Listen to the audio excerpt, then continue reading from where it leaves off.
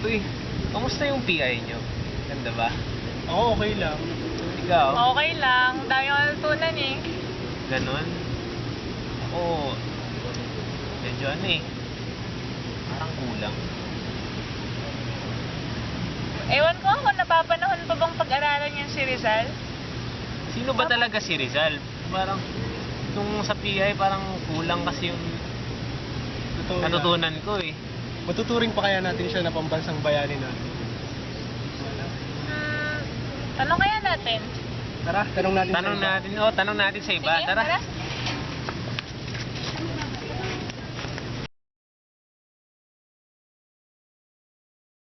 Isa siyang Pilipino, bayani, pero pwede na, dapat natin ituring siyang bayani dahil sa dami na nagawa niya para sa bayan natin. Isa siyang manunulat, pintor, napaka-skilled na tao. Kaya kung alam ko kay Rizal ay isang pambansang bayani. Napapanahon pa po bang pag-aralan si Rizal? Dapat lang. Bakit po? Aba, hindi. Yun ay ika nga nasa kasabihan, nasa kabataan, ang pag-asa ng bayan. Sa kanya galing yun. Sa kanya galing yun eh. Sa tingin ko naman, napapanahon pa rin pag-aralan si Rizal ngayon. Para lang sa akin ewan ko lang din sa iba kasi di ba nga yung buhay niya, siya yung nagtanggol ng ating kalayaan through his writings. Hindi siya gumamit ng dahas, kundi yung mga mapayapang pamamaraan lang. Sa akin pananaw, no? Sa akin pananaw, kasi si Rizal ay isang bayani sa ating bansa. Ay hindi dapat natin baliwalain, no? Lalo sa inyo mga estudyante. Kasi yun kasi, no, ako yung elementary, pinag-aralan ko rin yun eh. Tungkol kay Rizal. Sa akin, no, eh, hindi pwedeng baliwalain. Kasi mahalaga siya sa atin, no? Kasi pinagtanggol niya ang ating bansa. Siyang pag-aralan dahil meron siyang magandang naiwang kasaysayan sa ating bansa. Marami siyang pinaglaban sa Kastila. Siya ang dahilan kung bakit tayo naging malaya sa Kastila. Parang idea siya na, para siyang, hindi lang naman siya bilang tao, kundi kung ano yung mga ginawa niya, gano'n, na sana sa mga kasusunod na henerasyon ay magawa din ng iba.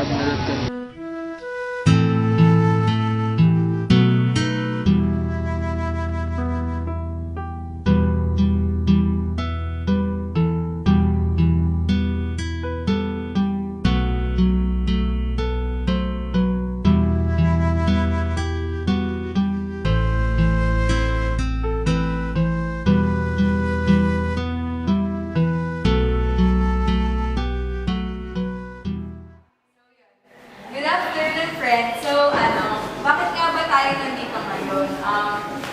Nandito tayo ngayon para, magsasagawa kami ng isang parang seminar or lecture bilang paraan ng pagbabahagi ng aming mga natutunan sa PI-10. PI-10, may PI-10 naman yung iba dito, no? Tapos, parang yung objective namin ay, yung lecture na to ay maging daan para mas makilala niyo pa ang isang dakilang tao ng kasaysayan na si Dr. Jose Rizal. Sa mga nag-take ngayon ng PI-10, naway mapalalim at mapalawak namin ang inyong halaman tungkol kay Rizal. At sa mga wala naman, naway maihanda namin kayo at mabuksan ang inyong isipan sa mga bagay na hindi niyo pa alam tungkol kay Dr. Jose Rizal. So yun, para mas makilala niyo pa yung mga mag-lecture ngayon, i-introduce nila yung mga sarili nila sa inyo. Tapos, magbibigay sila ng brief explanation kung ano ba si Rizal para sa kanila. So, ako si Maria Alexandra de Mona, Malex for short. So, sino nga ba si Jose Rizal sa akin? Actually, si Jose Rizal para sa akin, para siyang fictional character, hathang isip para sa akin. Kasi, hindi ko mag-isip na may isang taong kayang gumawa ng napakadaming mga works like yung mga Metangere, El Filibusterismo, yung mga essays niya na sobrang hahaba, na hindi ko alam kung ano, kung paano niya nagawa yun in just a short span of time. So hi, good afternoon. Ako si Jacob, nag-room dito sa PIFM. And throughout the semester, meron akong mga doubts kung bakit si Rizal ang nag-iusan. Naturally, una sa lahat, ang rami. And that's kung paano tayo mga pagkakaroon mapili tayo. Pero nung inaaral natin, naiintindihan ko kung bakit. Kasi una sa lahat, na-express niya ang damdamin niya nung kapanahunan ng kolonyalismo ng Espanyol. Pati kahit na nasa ibang bansa siya, musugat tayo ng buhay niya, naiintindihan niya pa rin.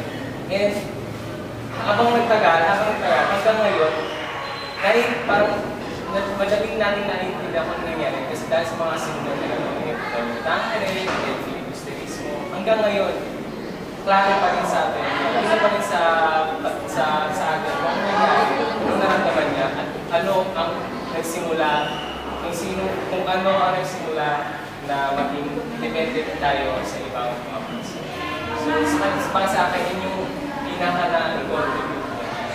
Yung binigyan niya tayo ng idea, binigyan niya sa atin ulit ng idea ng independence ng mother. So, kaya kasi din siya. Para sa akin, sinasala yung isang tao na pwede natin pagpapano ng inspirasyon.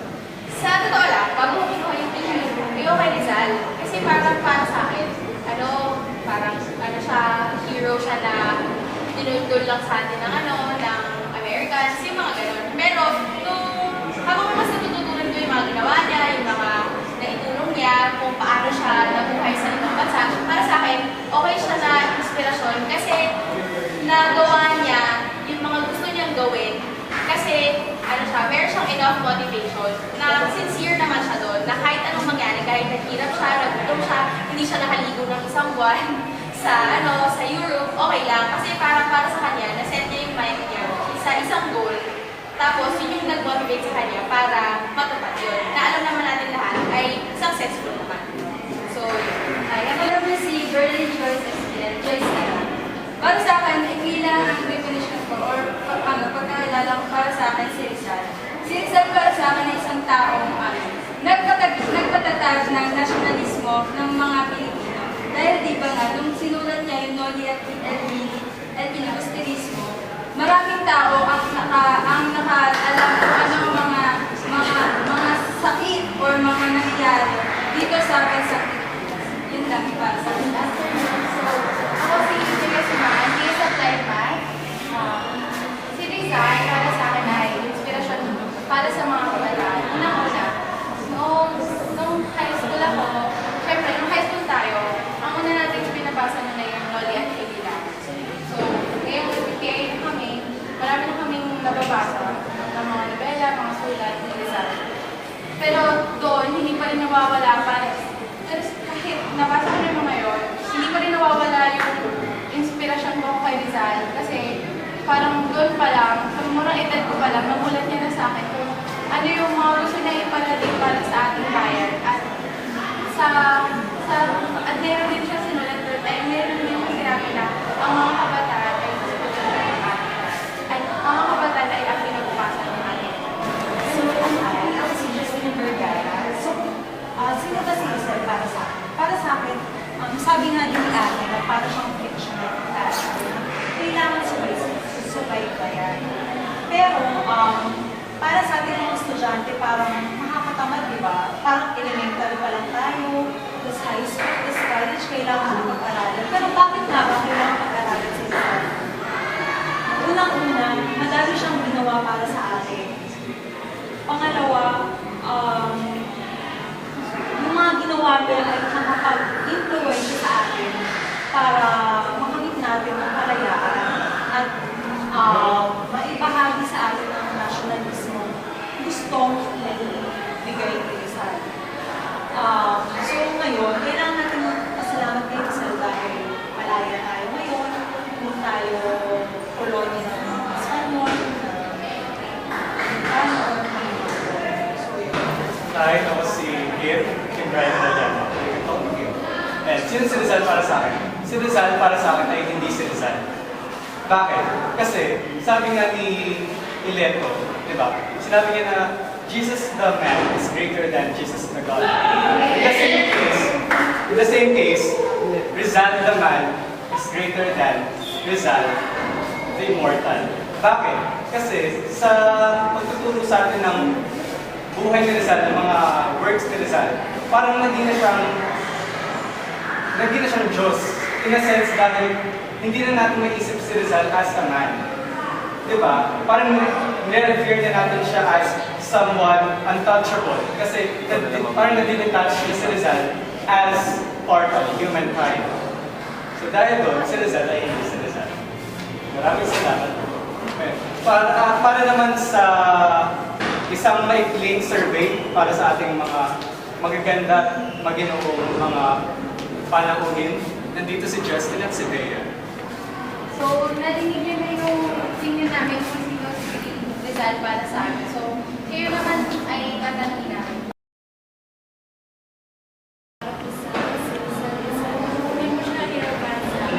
It's more like passionate writer na nakapagmulat na isa siyang writer na na-express niya yung damdamin dapat maging parang siya hero sa akin parang siya yung isang role model na dapat tayo i-express natin yun sa pamagitan ng pagsusulat. Yung tubagdak sa akin ng Rizal, hindi as a hero but a writer. Para sa akin po si Rizal po ay para isang idol na writer na siya nga po yung nagpasimula ng idea ng mga paghihimagsik ng mga Pilipino mula sa Espanya. Kasi yun na po niya, parang pinamulat niya sa mga Pilipino sa mga ginagawa niya sa kanila. Kaya para sa akin, isa siyang idol. Eye-opener siya. Smooth time yung iba na nandito sa Spanish. Siya yung means para mabukas yung mga languages ng mga Pilipino na nakapulo kasi tayo sa dominant ang Spanish. So siya yung nag-open ng eyes natin para malaman Si Rizal po para sa akin, isa po siya, parang po siyang Pilipinas na diplomato.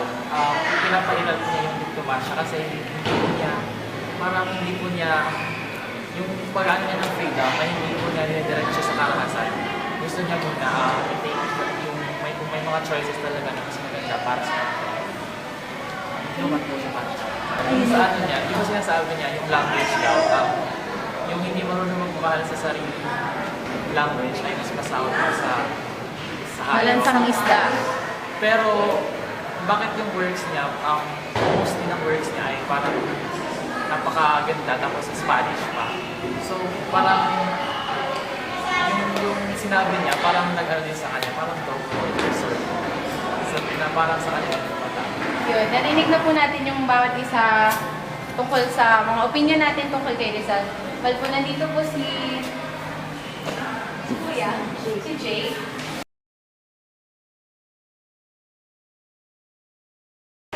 So, yan. Gandang hapon po sa inyong lahat. Ako para sa mga time ko, nag-aaral ako sa Pinas na po kanina na pinagdidigaan ko siya.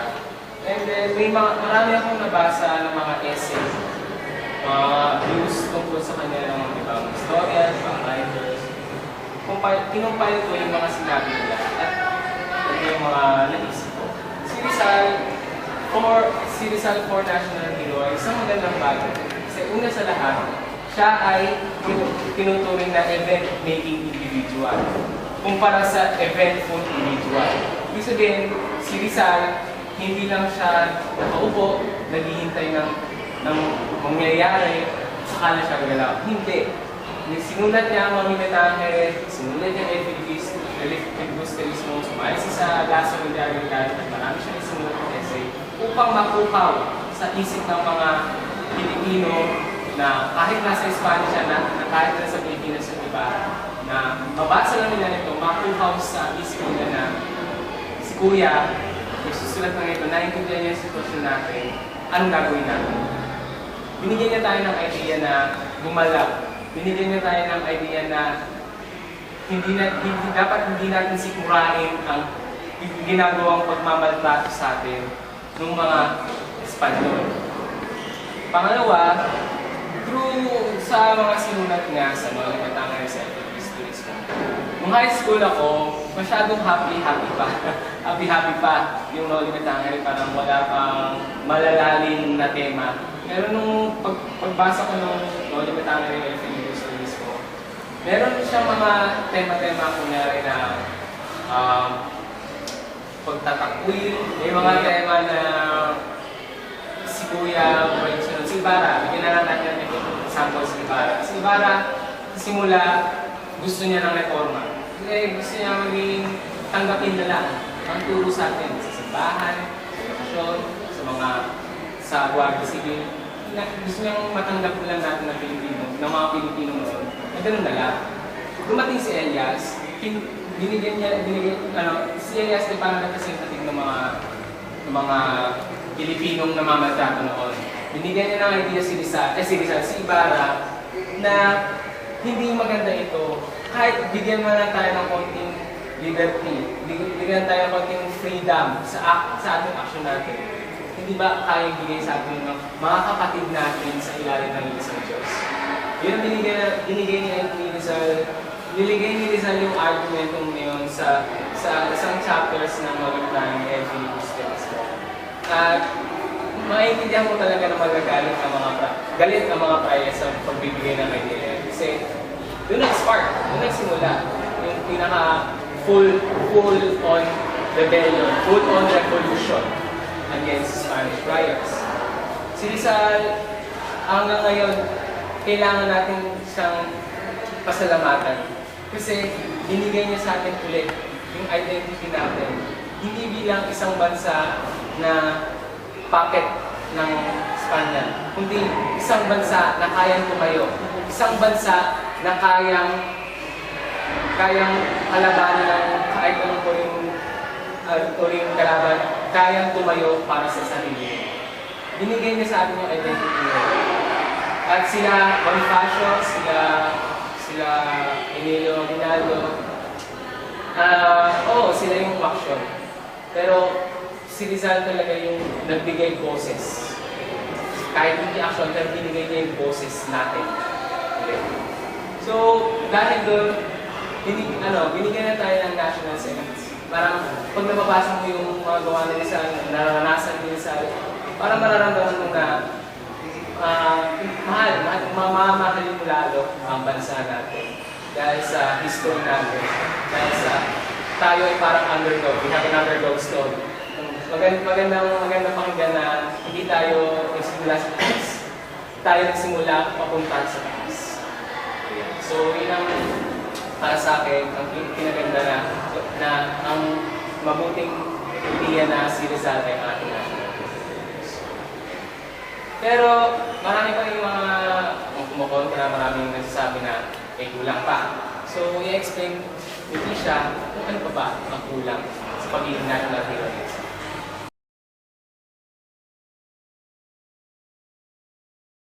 So, ako naman, yung part naman, magbibigay ng ibang point sa inyo kung bakit para sa amin, may mga reasons din kung bakit hindi dapat naging national hero si Rizal. Okay, so yung una, meron ba sa inyo may alam kung mayaman o mahirap si Rizal? Oo, mayaman siya. Well, hindi naman mayaman na mayaman, pero alam mo, hindi siya mahirap. So, pwede natin masabi na mas exposed siya sa upper middle class, upper class, gano'n. Tapos, ibig sabihin nun, pwede yung concerns niya ay medyo hiwalay sa yung mga primary concerns ng lower class. Na alam din naman natin ay mas na nag-make up ng mas madaming percentage ng population ng Pilipinos. Tapos, yung pangalawa, yung mga ginawa niya ay mostly in Spanish. Tama ba? Katulad na Noli Me Tangere, Philippus Texto, ni Ultimo Adios, diba? Mga gano'n. So, pwedeng yung language na ginagamit niya at saka yung mga ibig niyang sabihin talaga, pwedeng hindi natin maintindihan the way na gusto niyang ipaintindi. Yun. Tapos, pangatlo, kahit napilitan lang siyang umalis, most of the time pa rin, wala siya sa Pilipinas. So, yung mga maltreatment na nararanasan ng mga kamag-anak niya, ng pamilya niya, ng mga kaibigan niya, hindi niya talaga na-experience. Katulad nung yung sa nanay niya na nung kinasuhan, pinaglakad mula Calamba hanggang Santa Cruz, pwedeng nasaktan siya doon, pero hindi siya mismo yung nakaranas nung maltreatment na yun. Ganon, okay? Gets nyo? Tapos, pang-apat, mahilig siyang mag-compare ng mga Filipinos sa mga Westerners. Like, yung mga Europeans, yan, Germans, mga ganon. Katulad nung yung sa A Letter to the Women of Malolos, sinasabi niya kung paano dapat mag-act yung mga Filipinas. Kasi, na-observe niya yung mga babae sa Germany, gano'n. Tapos may mga binigay ko siya examples ng sa Spartan women, gano'n. Para sa akin, mahirap na, parang masyadong idealistic na ipilit mo sa isang culture ang isa pang culture. Kunyari, sinasabi niya na dapat huwag maging tahimik, gano'n, dapat huwag itilan, gano'n, matuto kayo i-assert yung sarili nyo, yung gano'n. Mahirap yun kasi iba yung culture natin dito, iba yung culture sa western part ng mundo. So, parang in that way, pwedeng masabi na masyado siyang idealistic na dahil na hindi siya nakasubmerge dito masyado, medyo hindi at par yung mga ideas niya sa mga actual na pwedeng mag-break. Okay, Jake, mag-break muna tayo. So, bibigyan muna namin kayo ng snacks.